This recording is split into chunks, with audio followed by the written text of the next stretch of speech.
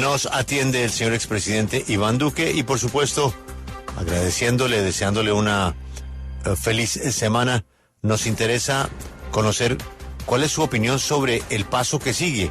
El de Estados Unidos se ve distinto a la protesta y a la exigencia de la revisión del conteo, a lo que siempre dicen de todas las elecciones, que ahí no va a pasar nada más, sobre todo teniendo en cuenta que ya están sacando 1 millón de barriles de petróleo en Venezuela.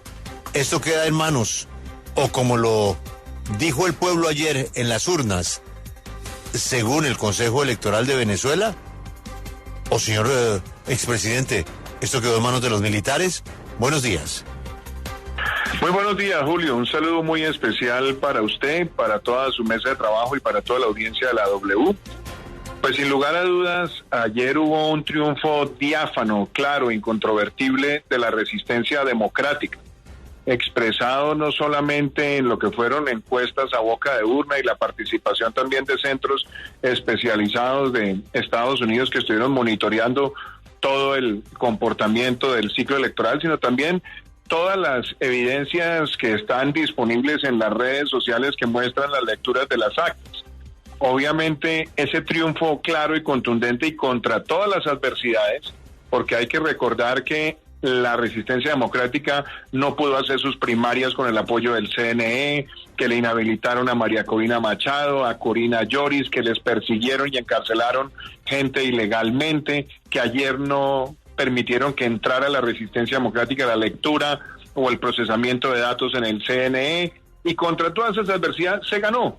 Pero Nicolás Maduro quiere robarse nuevamente las elecciones, lo hace pidiendo una lectura que además los porcentajes no cuadran, lo hace pidiéndole a los candidatos Petrimetris de sastrería que logró inscribir que salieran a validar su triunfo, y vemos claramente que estaban buscando que países como Brasil, Colombia y México salieran rápidamente a reconocer el triunfo de Nicolás Maduro. Brasil no se ha atrevido a hacerlo, México ha mantenido silencio y Colombia en este momento tiene los ojos del mundo para saber si Colombia se va a situar del lado de la dictadura o se va a situar del lado del pueblo de Venezuela. Como usted lo dice, hay una presión internacional que cada vez será más fuerte para que las fuerzas militares no se presten a este abuso, así como ocurrió en el año 2015, cuando las propias fuerzas militares tuvieron que exigirle a Nicolás Maduro que validara el triunfo de la resistencia democrática en la Asamblea, que años después eligió como presidente interino a Juan Guaidó. Entonces, aquí la presión se tiene que mantener también sobre las fuerzas militares de Venezuela, pero también se tiene que restablecer, por lo menos por parte de Estados Unidos, todo el marco pleno de sanciones, y se tiene también que acelerar los procesos ante la Corte Penal Internacional contra Nicolás Maduro, mucho más con esta nueva violación flagrante de los derechos del pueblo venezolano. Expresidente, pero le traslado una preocupación de una experta en el tema de las relaciones internacionales y es Sandra Borda. Ella lo que dice pues es que ya se agotaron absolutamente todas las herramientas que había en la caja. Ya se intentó la amenaza de uso de fuerza, ya se intentó el cerco diplomático en el que usted participó activamente, ya se intentó la negociación con la comunidad internacional, ya se intentó el régimen de sanciones y ninguno de esos caminos funcionó. ¿Qué queda entonces para presionar una salida democrática en Venezuela?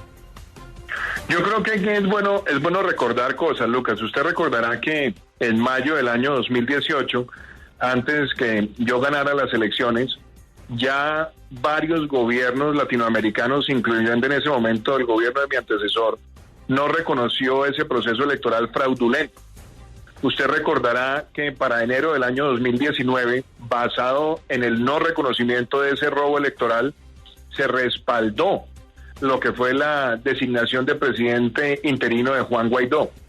Hoy hay una situación que es muy clara. Hoy en Venezuela hay un presidente legítimo que ganó con mayorías en las urnas, que es Edmundo González, y hay un sátrapa que quiere robarse las elecciones ante los ojos de toda la comunidad internacional.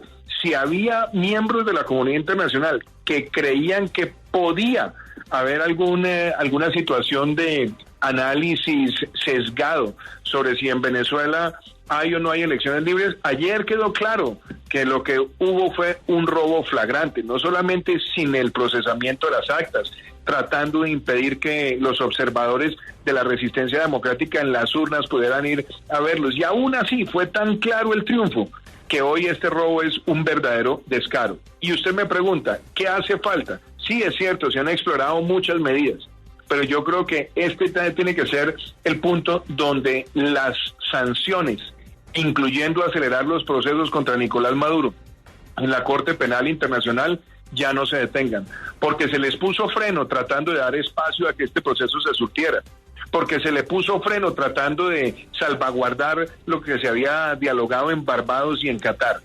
Aquí queda claro que lo que hubo no solamente fue un desconocimiento de todo lo que se habló allí, sino que también lo que viene es que se van a arreciar las persecuciones contra la resistencia democrática. Y fuera de eso, quiero decir algo con preocupación. Si esto no se ataja a tiempo y no se pone la presión extrema que esto requiere, se avecina una ola migratoria todavía más grave, sí, que es la de millones de personas que habrán perdido la esperanza si se sienten abandonados, sobre todo después de haber salido masiva y contundentemente ayer respaldando a Edmundo González. Sí, expresidente, justamente hacia allá va mi pregunta, y es que la Embajada de Estados Unidos en Venezuela dice que le preocupan, como ya muchos, estos resultados, pero el presidente de Panamá, José Raúl Mulino, acaba de anunciar que en las próximas horas adoptará medidas en el marco de las reglas interamericanas. Ya este país ha estado implementando medidas junto a Estados Unidos y, como usted lo dice, se vendría una avalancha más bien de migración venezolana. ¿Esto qué significaría? Este anuncio de Mulino, que van a endurecer junto a Estados Unidos, ¿van a seguir endureciendo las medidas contra los migrantes? Primero, yo quiero respaldar el pronunciamiento del presidente Mulino en defensa de la democracia en Venezuela, de que haya un verdadero restablecimiento de la democracia y además se denuncie este robo flagrante. También creo que es muy valioso los pronunciamientos que se han dado las cancillerías de Uruguay, Paraguay, Perú, Ecuador y otros países. Costa Rica, también el presidente Chávez se pronunció. Vemos que varios gobiernos se están pronunciando con contundencia y, por supuesto, esto debe seguir. Pero adicionalmente acá se tiene que instaurar de inmediato la Carta Democrática Interamericana, porque esta violación flagrante, frente a lo cual mucha gente fue tolerante, esperando que se surtiera el proceso, creyendo que lo que se había dialogado en Barbados y en Qatar tenía por lo menos alguna posibilidad de defender un pronunciamiento legítimo y contundente del pueblo, pues ayer se dio el pronunciamiento legítimo y contundente y aún así quiere robarse las elecciones. Entonces se tiene que aplicar el mayor nivel de aislamiento y sanción posible, se tienen que restablecer los indictments en los Estados Unidos contra Nicolás Maduro y la cúpula del Cartel de los Soles, y que la Corte Penal Internacional, que había guardado un ritmo prudente esperando que esto surtiera, acelere las investigaciones para que pueda ser judicializado efectivamente Nicolás Maduro.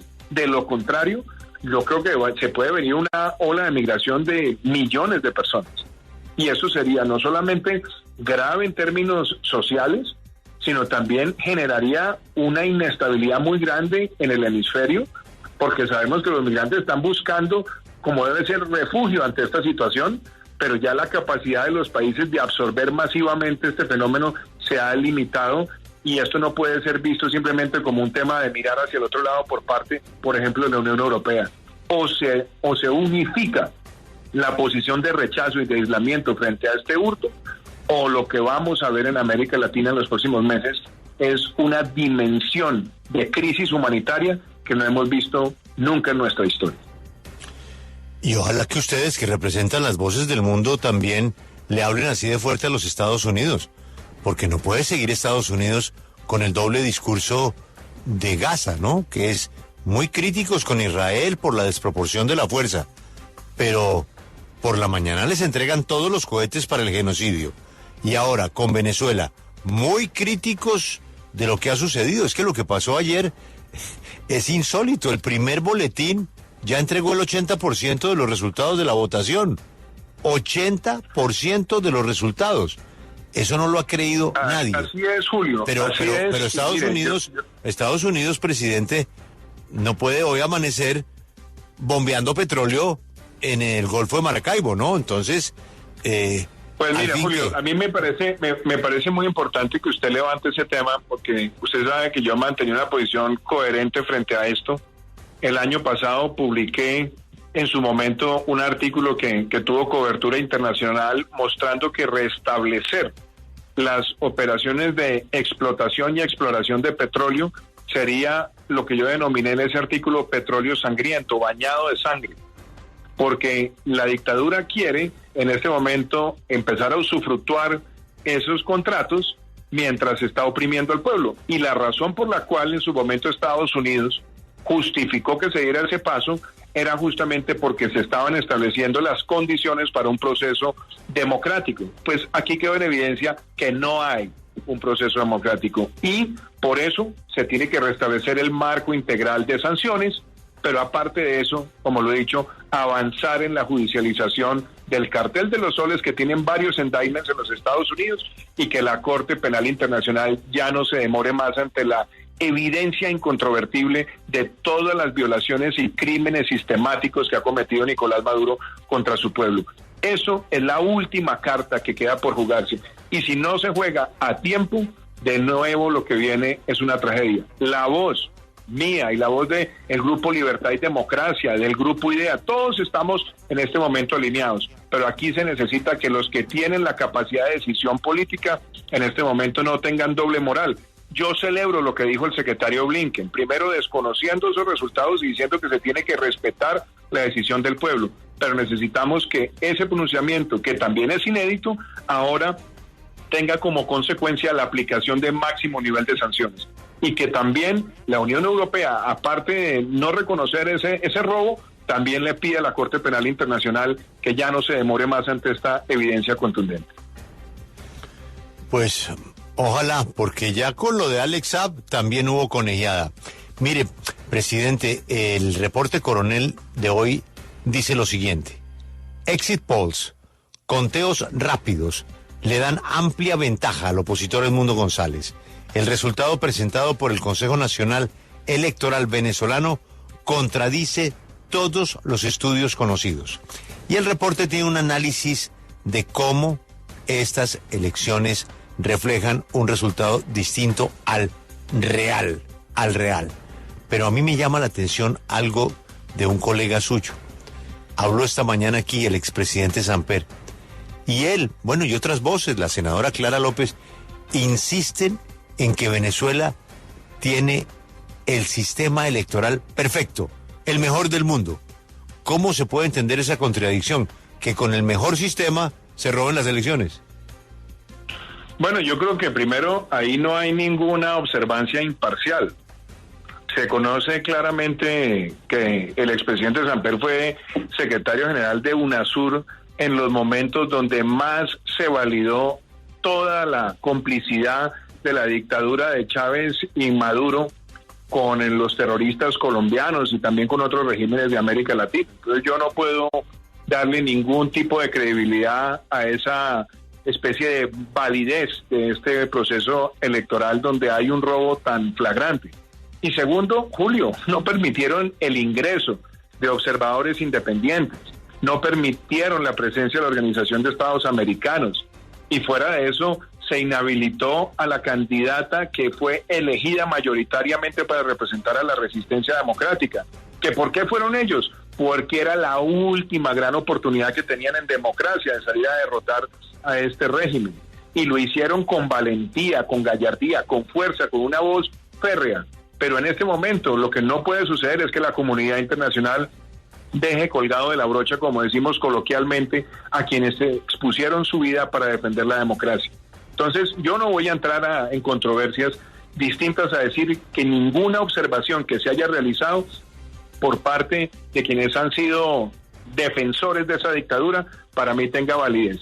Y yo creo que hoy lo que queda claro, y usted me dice también de la información que van a transmitir en unos minutos, eso lo único que muestra es que o se aplican ya sanciones sin ningún tipo de mesura contra Maduro y su régimen, o lo que se viene, Julio, es una tragedia humanitaria. Hoy el mundo tiene que estar del lado de la resistencia democrática y también hacerle un llamado a las fuerzas militares de Venezuela que no permita este robo.